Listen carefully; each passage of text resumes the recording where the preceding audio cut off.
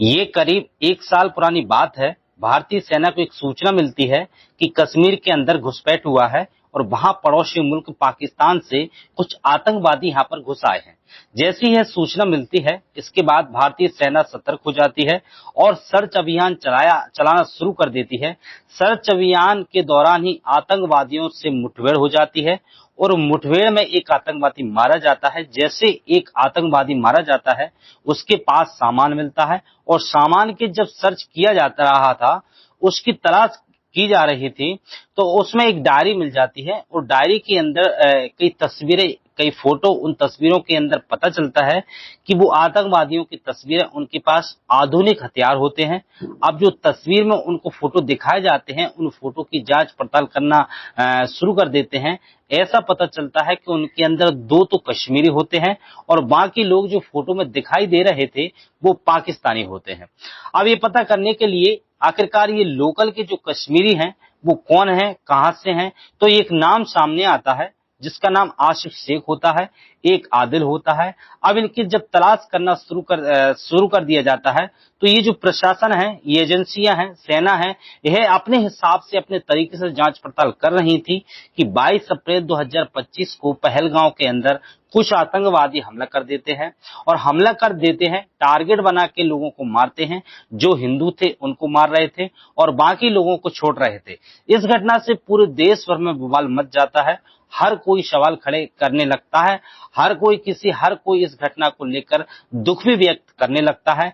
अब एजेंसियां और साथ ही भारतीय सेना अपने इस मामले की जांच पड़ताल करना शुरू कर देती है कि आखिरकार वो आतंकवादी कौन है। जो दो आतंकवादी भारत यानी कश्मीर के हैं और साथ ही 3 आतंकवादी इसमें शामिल बताए जाते हैं जो पाकिस्तान के हैं, उनको भी ढूंढा जा रहा था और साथ ही जो कश्मीरी होते हैं उनको भी तलाश किया जा रहा था।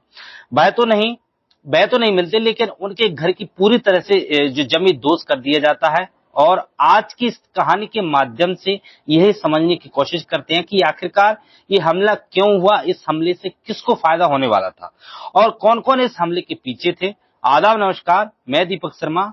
आज की ये सच्ची घटना मैं आप सुनाने जा रहा हूँ। ये सच्ची घटना है जम्मू कश्मीर के जिला अनंतनाग का एक ब्लॉग लगता है जिसका नाम है बिजबहरा। इसी का एक गांव लगता है जिसका नाम है गुड़ी।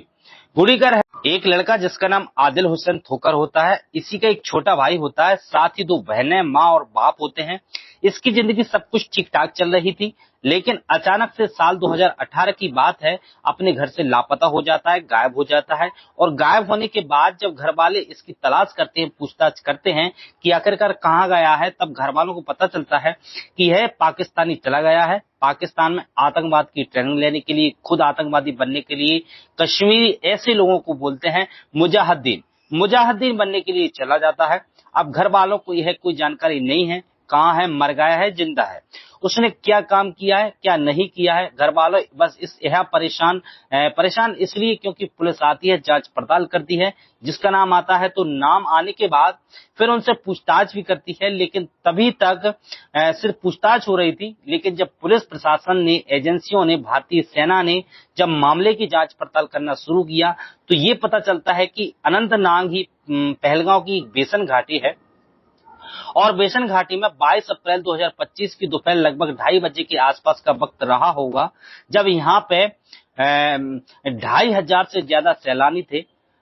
वहां यहाँ की घाटियों की जो मिनी स्विट्जरलैंड था उसको आराम से देख रहे थे, यहाँ की यादों को अपने फोटोग्राफ्स में, अपने जहन में ताजा कर रहे थे और यहाँ जो लुत्फ ले रहे थे। इसी बीच में बताया जाता है कि 5 आतंकवादियों ने आधुनिक हथियारों से गोलियां चलाना शुरू कर दिया और वो चुन चुनकर ऐसे लोगों को मार रहे थे जिनके नाम हिंदू थे। अब जो मुसलमान थे उनको छोड़ रहे थे, जो कलमा सुना रहे थे उनको छोड़ रहे थे। यह टारगेट करके इस तरह से मारना जब शुरू कर देते हैं, तो इन्होंने लगभग 28 लोगों को मारा और साथ ही 10 से ज्यादा लोग गंभीर रूप से घायल हो जाते हैं। इस घटना के बाद पूरे देश भर में बवाल मच जाता है। हर कोई इस घटना को लेकर कई तरह के सवाल खड़े करने लगता है और इस घटना को लेकर प्रतिक्रिया आने लगती है और कड़े जवाब देने की बातें करने लगती है। अब चाहे भारतीय सेना हो या फिर यहाँ की एजेंसियां हो, इन्होंने अपना काम करना शुरू किया। जब जांच पड़ताल करना शुरू किया तो जो लड़का जो यह कश्मीरी 2018 में जो कि अनंतगांव जिले का गांव बुरी का रहने वाला होता है, आदिल हुसैन ठोकर, उसका एक फोटोग्राफ एक आतंकवादी की डायरी के अंदर मिल जाता है। अब पुलिस प्रशासन और जो एजेंसियां होती हैं जांच पड़ताल करना शुरू कर देती हैं।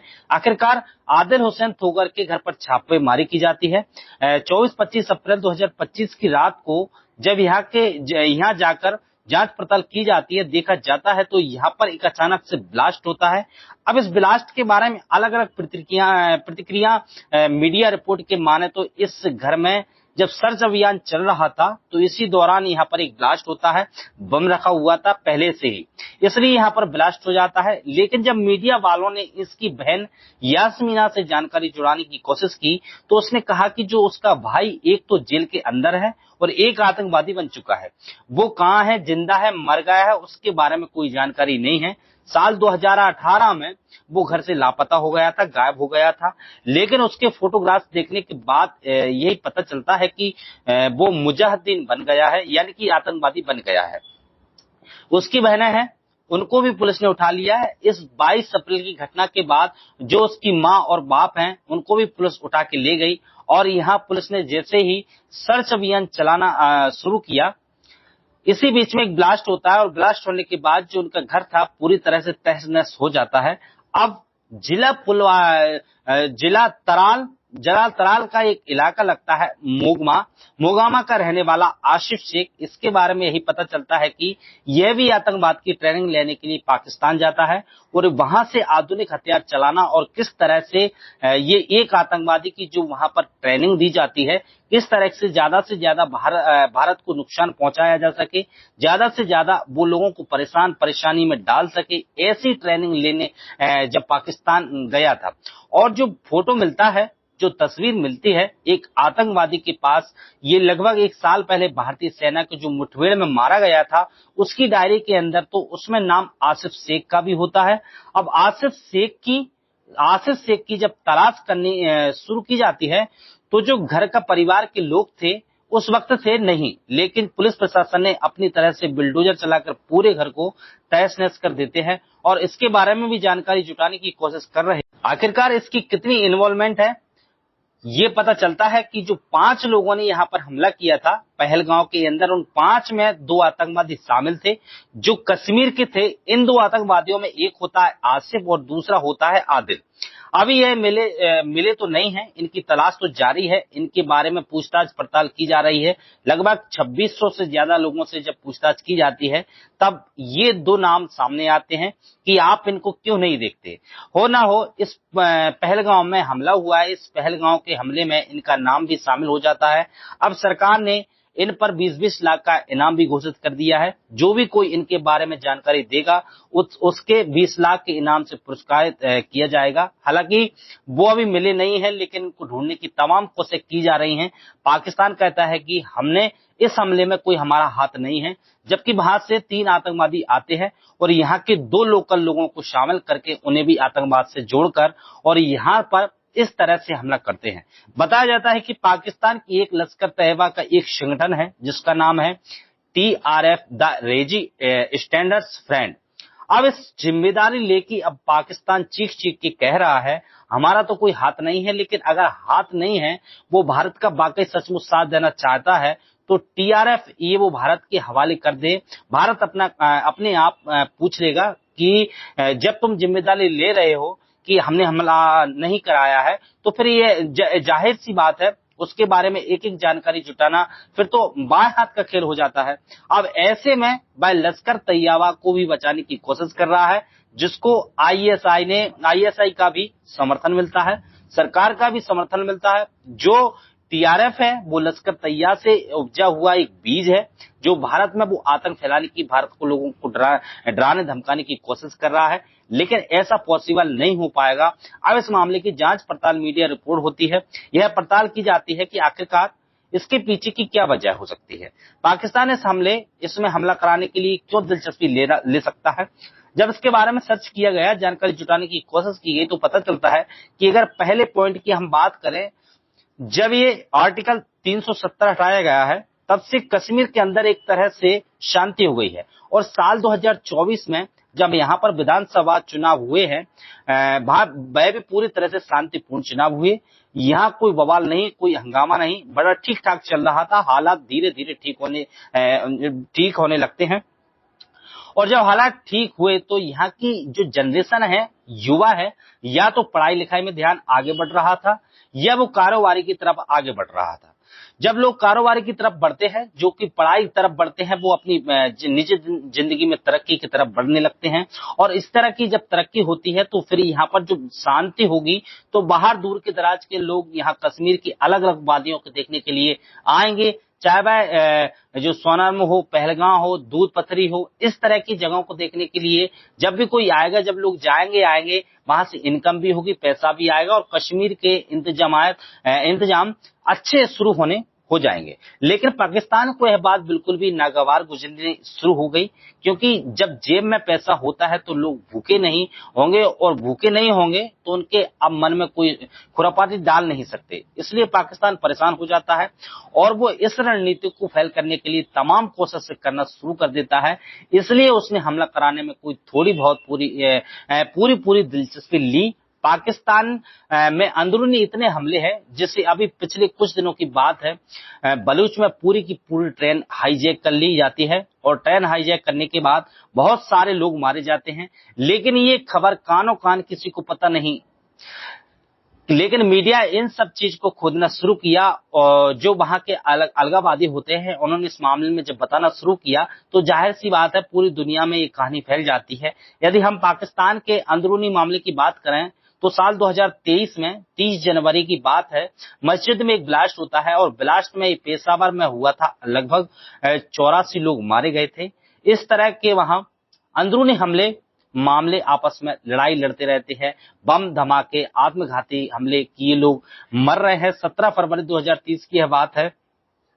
इसमें कराची में आत्मघाती हमला होता है, गोलीबारी होती है, उसमें 4 लोग मारे जाते हैं। 6 मार्च 2023 को कच्ची एक जगह लगती है, वहां पर 9 लोग मारे जाते हैं। और 30 जुलाई 2023 को खार बाजार में एक आत्मघाती हमला होता है, इसमें 63 लोग मारे जाते हैं। यानी कि 63 लोग बेकसूर बेमतलबी आत्मघाती हमला होता है, उन्हें मार दिया जाता है।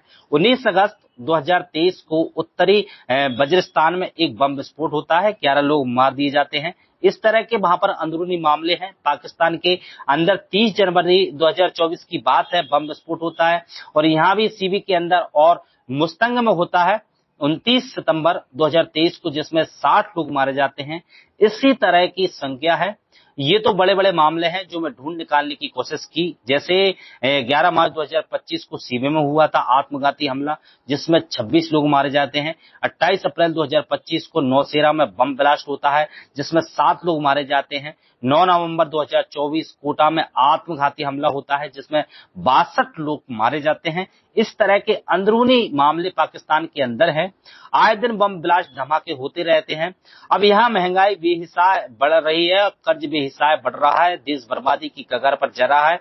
अब यहाँ वहां की आवाम, वहां की जनता सरकार से, सेना से सवाल न कर बैठे, इसलिए वो अपना ध्यान हटाने के लिए, लोगों को ध्यान हटाने के लिए ध्यान पहुंचा देते हैं कश्मीर की तरफ, ताकि लोग कश्मीर की तरफ ध्यान दें और जो उनके अपने अंदरूनी मामले हैं उस पर ध्यान ना जाए। यह बात इसलिए भी कही जाती है क्योंकि अगर तीसरे पॉइंट की हम बात करें तो 16 अप्रैल 2025 को इस्लामाबाद में एक कॉन्फ्रेंस चल रही थी, जिसमें कॉन्फ्रेंस में मिलिट्री के चीफ होते हैं जिनका नाम असीम मुनीर होता है। और असीम मुनीर ने बातचीत करते हुए इतना भड़काऊ भाषण दिया था, जिसमें कहा कि कश्मीर पाकिस्तान के गले की नस है, अगर कोई इंसान के गले की नस दब जाए तो वो मर जाएगा, इसलिए कश्मीर उनका है, उनका ही रहेगा। इस तरह की बातें उन्होंने ऐसा बोलना शुरू किया कि उनके भाषण लगे कि हिंदू और मुसलमान कभी एक नहीं हो सकते, अलग हैं, ताकि भारत के हिंदू और मुसलमान भी आपस में लड़ने लगे। उन्होंने कश्मीरियों की बल लाने की पूरी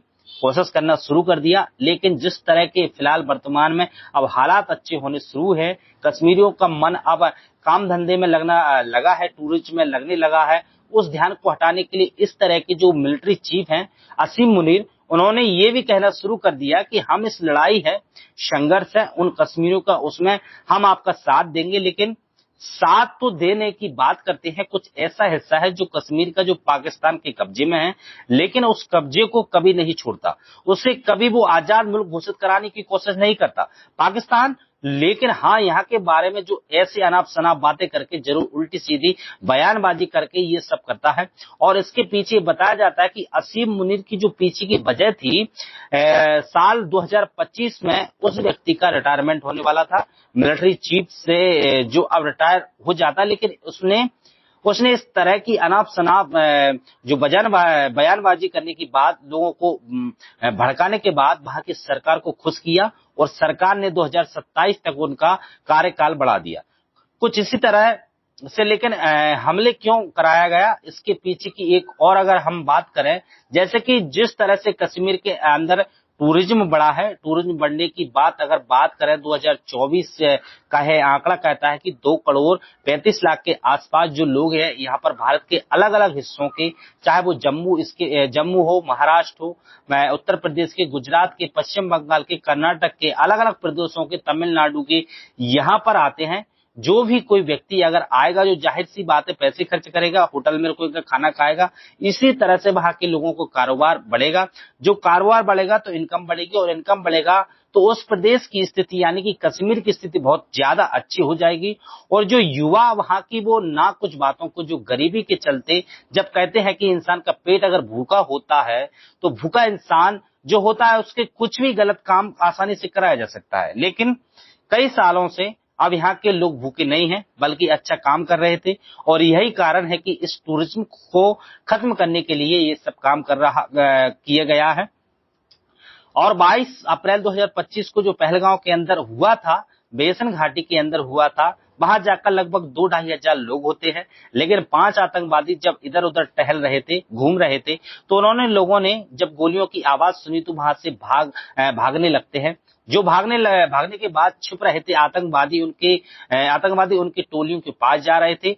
जो 20-30 लोगों की जो टोली हुई थी, जो छिपे हुए थे, पेड़ों की आड़ ले रहे थे, इसी बीच में आतंकवादी जाते हैं और पूछते हैं कि तुम्हारा नाम क्या है। नाम बताने वाले जो बता रहे थे ठीक है, और जो कलमा बता रहे थे वो ठीक है, और जो ये देख रहे थे कि ये हिंदू है तो उसको चुन चुन कर मार रहे थे। और यही कारण है आपस में हमला कराने के पीछे की यही वजह रही है।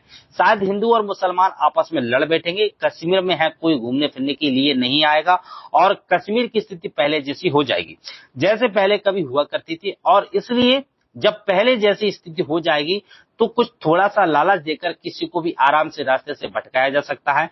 पाकिस्तान की कुछ इस तरह की चाल पट्टी आ रही थी। अब इस बीच में ऐसे वक्त में हमला हुआ जब अमेरिका के उपराष्ट्रपति जीडी वेंस भारत में घूमने के लिए आए थे। और जाहिर सी बात है, जब कोई विदेशी यहाँ घूमने के लिए आएगा तो मीडिया भी आएगा, कवरेज करेगा। इधर कश्मीर में जब ये हमला होता है और ये पूरी दुनिया भर की मीडिया से कवरेज करती है, कहीं ना कहीं विदेशी सैलानी इंडिया के अंदर ना आए, और यह दिखाने के लिए, ये डर पैदा करने की एक शायद इसलिए ये हमला कराया गया था। पाकिस्तान भले ही चाहे अपने मसूओं को कितने ही पूरे करने की कोशिश करे, लेकिन भारतीय सेना और यहाँ की एजेंसियां अब इस मामले में जी तोड़ कोशिश कर रही हैं। और जितनी जल्दी हो सकेगा, जिस तरह से आदिल का और आशिक के घर की पूरी तरह से जमींदोज कर दिया गया है, आगे भी उन्हें सबक सिखाने के लिए तमाम कोशिशें तैयारी की जा रही हैं। जल्द से जल्द इस आतंकवाद को खत्म करने के लिए भारत सरकार ने भरोसा दिलाया है।